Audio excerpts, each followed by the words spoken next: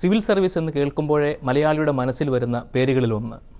ആത്മീയവും ലൗകികവുമായ ഏത് കാര്യത്തിലും താല്പര്യം, എന്തിനെക്കുറിച്ചും അഭിപ്രായം പറയാൻ ഉപകരിക്കുന്ന വായന, നിലപാടുകളിൽ ഇടയ്ക്കുണ്ടാകുന്ന ചാഞ്ചാട്ടങ്ങളെപ്പോലും മറയ്ക്കാൻ കഴിയുന്ന നർമ്മബോധത്തിനുടമ ഡോക്ടർ ഡി ബാബു പോൾ. അദ്ദേഹമാണ് ഇന്ന് നേരെ ചൊവ്വയിലെ അതിഥി. ഡോക്ടർ ഡി ബാബു പോൾ ഒരു ബഹുമുഖ വ്യക്തിത്വമാണെന്ന് തോന്നിയിട്ടുണ്ട്.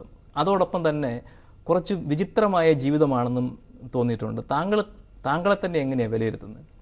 ഞാൻ വിലയിരുത്തപ്പെടാൻ ആഗ്രഹിക്കുന്നത് PA പൗലോസ് കോറെപ്പിസ്കോപ്പായുടെ മകൻ എന്നുള്ള നിലയിലാണ്. എൻ്റെ അച്ഛനെ ലെറ്റ് ഡൗൺ ചെയ്യാത്ത മകൻ, അങ്ങനെ അറിയപ്പെടാനാണ് ഞാൻ ആഗ്രഹിക്കുന്നത്. അപ്പം ചില ആളുകൾ പറയില്ലേ, ഒരുപാട് വായിക്കുകയും എഴുതുകയും ഒക്കെ ചെയ്യുന്ന ആളുകളുടെ ചില വൈചിത്ര്യങ്ങൾ, അതുപോലെ ചില വൈചിത്ര്യങ്ങളുടെ ഭാഗമായിട്ടാണോ താങ്കൾ ഈ വീടിൻ്റെ മുന്നിൽ ഇങ്ങനെ ഒരു ബോർഡ് എഴുതി വെച്ചിരിക്കുന്നതും ചില പ്രത്യേക ജീവിത രീതികൾ പിന്തുടരുന്നതും ഒക്കെ?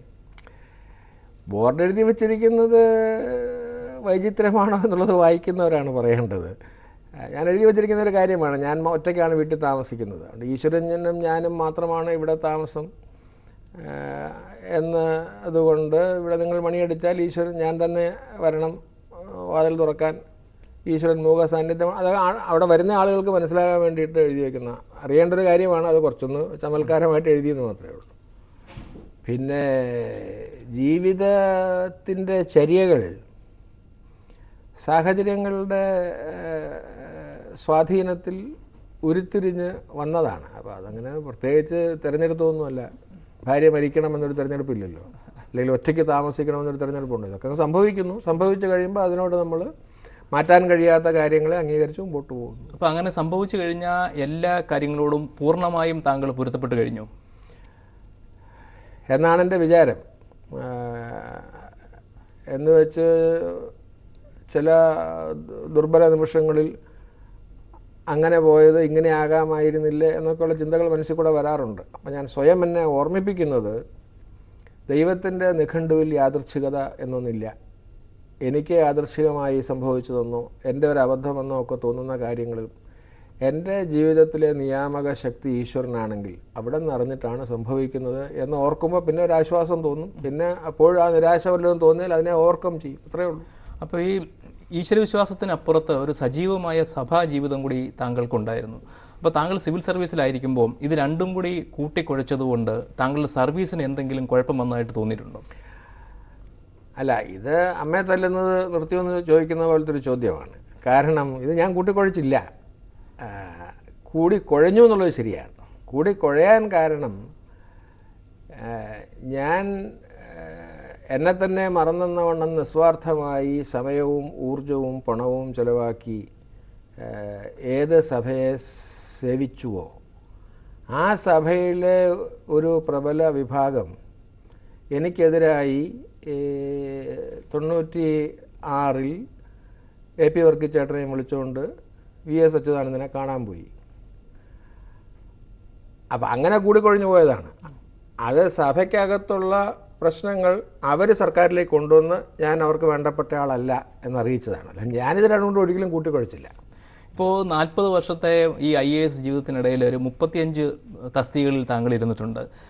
അത് ഈ രാഷ്ട്രീയക്കാരുടെ കുഴപ്പം കൊണ്ട് തന്നെയാണോ, അതോ താങ്കളുടെ ഒരു ഉഴപ്പും കൊണ്ടുകൂടിയാണോ?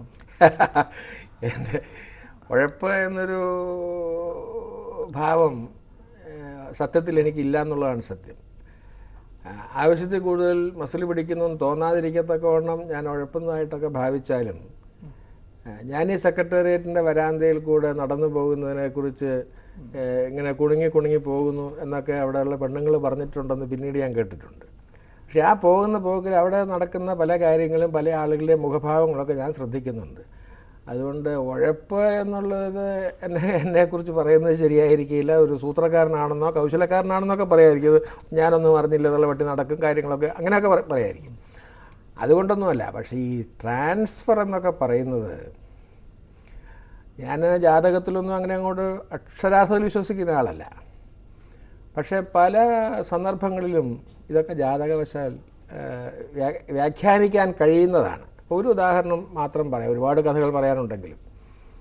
എന്നെ 988 പോർട്ട് ട്രസ്റ്റിൽ നിന്ന് വന്നപ്പോൾ വിദ്യാഭ്യാസ സെക്രട്ടറി ആയിട്ടാണ് നിയമിച്ചത്. വന്നാൽ ഉടനെ പോസ്റ്റിംഗ് കിട്ടുമെന്ന് വിചാരിക്കാത്തത് കൊണ്ട് ഒരു നല്ല നേരമൊക്കെ കോരസ്വാമി എന്നറിയപ്പെടുന്ന ഒരു ജ്യോത്സ്യനുണ്ടായിരുന്നു. പോർട്ട് ട്രസ്റ്റിലെ ചീഫ് എഞ്ചിനീയറായിട്ട് റിട്ടയർ ചെയ്ത ആളാണ്. അദ്ദേഹം വലിയ ഈശ്വരഭക്തനാണ്, ഞങ്ങളുടെ സഭയിലെ നേതാവാണ്. അദ്ദേഹത്തിൻ്റെ മകനിപ്പോൾ സഭയിലെ ബിഷപ്പാണ്. അപ്പോൾ കോരച്ചേട്ടൻ 2-3 സമയങ്ങളൊക്കെ കുറിച്ച് തന്നു. അത് അനുസരിച്ചാണെങ്കിൽ ഈ പോസ്റ്റിംഗ് കിട്ടി 2 ആഴ്ച കഴിഞ്ഞ് ചാർജ് എടുക്കാനൊക്കെ ഉള്ളൂ. ഇപ്പോൾ പൊതുവിദ്യാഭ്യാസ വകുപ്പ് സെക്രട്ടറിക്ക് പത്രാസ് സാറന്മാരുടെ ഇടയ്ക്ക് കൂടുതലാണെങ്കിലും IAS ഇടയ്ക്ക് വലിയ വിലയില്ലാത്ത കസേരയാണ്.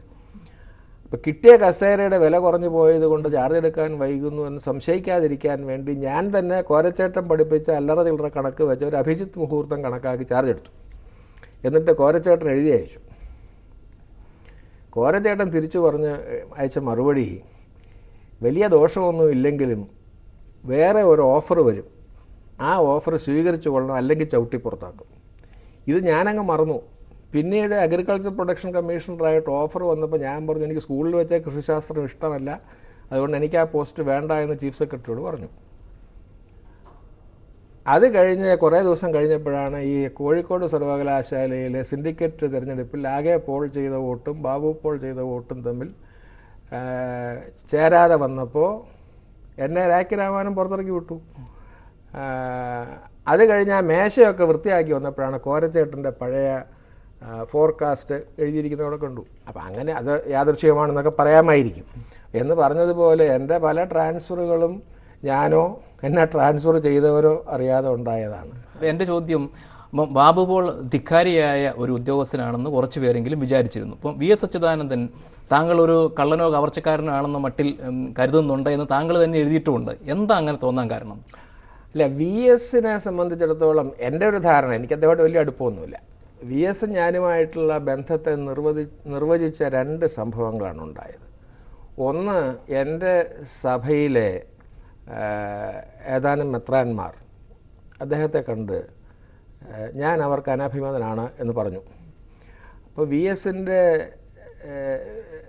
സഖാവിൻ്റെ വീട്ടിലെ ചായ സഖാവെന്നാണ് ഞാൻ പുസ്തകത്തിൽ എഴുതിയിരിക്കുന്നത്. പിറ്റേ ദിവസം കാലത്ത് എന്നോട് പറഞ്ഞു, ഈ തലവഴി മുണ്ടിട്ട് വരുന്ന എന്നെ സാറിൻ്റെ മെത്രാനല്ലേ എന്ന്. ഞങ്ങളുടെ മെത്രാച്ചന്മാർക്ക് ഈ തലയിൽ ഇങ്ങനെ മസനപ്സ ഉണ്ടല്ലോ, അപ്പോൾ ആ തലവഴി മുണ്ടിട്ട് വരുന്ന എന്നെ ഉണ്ടെന്ന് വന്ന് സാറിനെതിരായിട്ട് പറയുന്നത് കേട്ടെന്ന് പറഞ്ഞു. വന്നോട്ടെ എന്ന് വിചാരിച്ചു.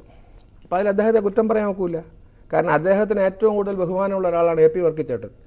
AP വർക്കിച്ചേട്ടൻ്റെ നാട്ടുകാരനാണ്, എൻ്റെ സഭയിൽപ്പെട്ട ആളാണ്, കമ്മ്യൂണിസ്റ്റുകാർക്ക് സഭയില്ലെന്നൊക്കെ പറഞ്ഞാലും അദ്ദേഹത്തിൻ്റെ വാക്കിൻ്റെ ബലത്തിൽ ഞാൻ കള്ളനും കവർച്ചക്കാരനുമാണെന്ന് എൻ്റെ സഭയിലെ മെത്രാന്മാരി എന്ന് പറഞ്ഞാൽ പിന്നെ അദ്ദേഹം എന്ത് വിചാരിക്കണം? അവർ പറഞ്ഞാൽ ശരിയാണ്, അദ്ദേഹത്തിന് എന്നെ പരിചയമില്ല. രണ്ടാമതുണ്ടായ സംഭവം, ഗോപാലകൃഷ്ണപിള്ളക്കെതിരായി അദ്ദേഹം നീങ്ങിയ കാലത്ത് AS അസോസിയേഷൻ്റെ പ്രസിഡൻറ്റ് എന്നുള്ള നിലയ്ക്ക് ഞാൻ അദ്ദേഹത്തെ ചെന്ന് കണ്ട് ഗോപാലകൃഷ്ണപിള്ളയുടെ ഭാഗം വാദിച്ചു. അത് അദ്ദേഹത്തിന് തീരെ പിടിച്ചില്ല എന്നുള്ളതാണ് സത്യം. ഈ 2 കാരണങ്ങൾ കൊണ്ട് ഈ ശുദ്ധ മനസ്കരായ പല ആൾ, അദ്ദേഹം ഒരു തനി നാട്ടുംപുറത്തുകാരൻ, പ്രായമുള്ള ആളല്ലേ, മനസ്സിലൊരു ധാരണയൊക്കെ ഉറച്ചാൽ ഉറപ്പാണ്. ഇപ്പോഴും അദ്ദേഹത്തിൻ്റെ വിചാരം ഞാൻ കള്ളനാന്നായിരിക്കും.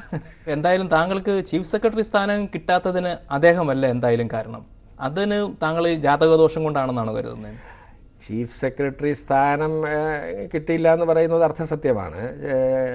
ചീഫ് സെക്രട്ടറിയുടെ കസേരയിൽ ഇരുന്നില്ല എന്ന് വേണമെങ്കിൽ പറയാം. കാരണം ചീഫ് സെക്രട്ടറിയുടെ സ്ഥാനത്ത് 5 കൊല്ലം ഇരുന്ന് ഞാൻ അതിൻ്റെ പെൻഷനും വാങ്ങിക്കുന്നുണ്ട്. പിന്നെ ആ കസേരയിൽ ഇരിക്കാതിരുന്നത് ഇപ്പോൾ തിരിഞ്ഞു നോക്കുമ്പോൾ ഒരുപക്ഷെ ജാതകം എന്നൊക്കെ അല്ലാതെ വേറൊരു ന്യായം പറയാനില്ല. കാരണം ഈ ഓംബുഡ്സ്മാനായിട്ട് പോകണമെന്ന് അന്ന് എന്നോട് MA ബേബിയാണ് പറഞ്ഞത്. അന്ന് ബേബി മന്ത്രിയും കാര്യമൊന്നുമല്ല, പക്ഷേ ഞങ്ങൾ ഈ സാംസ്കാരിക കാര്യങ്ങൾക്കുള്ള താല്പര്യം കൊണ്ട് സ്നേഹിതന്മാരായിരുന്നു. അപ്പോൾ ഇതിനെക്കുറിച്ചൊക്കെ ഇങ്ങനെ ആലോചനകളൊക്കെ വന്നപ്പോൾ ബേബി ഒരു സ്വകാര്യമായിട്ട് എന്നോട് പറഞ്ഞു, ഇത് ഉണ്ടായ കേസുകളൊക്കെ പല കേസുകൾ എനിക്കെതിരായിട്ട് ഉണ്ടാക്കി ഈ ചീഫ് സെക്രട്ടറി ഗ്രേഡ് കിട്ടിയപ്പോൾ. ഒരാളുണ്ടാക്കിയെന്ന് ഞാൻ പറയുന്നില്ല, പാർട്ടിയൊന്നുമല്ല, അത് വേറെ ഉപജാപക സംഘങ്ങളുണ്ടായിരുന്നു അതിന്, കേസിൻ്റെ സ്പെഷ്യലിസ്റ്റുകൾ. അപ്പം കേസൊക്കെ തീർന്നിരുന്ന സമയമായിരുന്നു. അപ്പോൾ എന്നോട് ബേബി പറഞ്ഞു, ഈ ചീഫ് സെക്രട്ടറി ആക്കാതിരിക്കാൻ വേണ്ടി ഇനിയും വല്ല കുന്തം ഉണ്ടാക്കിയാലോ, ഏതായാലും അങ്ങയോട് വലിയ സ്നേഹവും സഹതാപവും ഒന്നുമുള്ള ആളുകളല്ല ഇതൊക്കെ തീരുമാനിക്കുന്നത്, ഇതാണെങ്കിൽ നന്നായിരിക്കും, പിന്നെ 65 വയസ്സ് വരെ ഇരിക്കുകയും ചെയ്യാമല്ലോ. അപ്പം അത് കാര്യമായ ആലോചന കൂടാതെ ഞാൻ സ്വീകരിച്ചു എന്നുള്ളത് ഒരു പക്ഷേ തെറ്റായൊരു തീരുമാനമായിരുന്നിരിക്കാം. അതേസമയം അതിൻ്റെ വേറൊരു വശം, അതുകൊണ്ടാണ് ഞാനൊരു ഹൈക്കോടതി ജഡ്ജിയുടെ പദവിയിലാണ് വിരമിച്ചതെന്ന് പറയാം. ഒരു ഹൈക്കോടതി ജഡ്ജിയുടെ കൂടെ ഇരുന്ന് കേസ് കേൾക്കുന്നത് പാരയാണെന്ന് തിരിച്ചറിഞ്ഞാൽ അതുകൊണ്ടാണ്. അങ്ങനെ ഉണ്ടല്ലോ ഒരു വശം. മനുഷ്യൻ്റെ അറിവ് പലതരത്തിലല്ലേ വർദ്ധിക്കുന്നത്.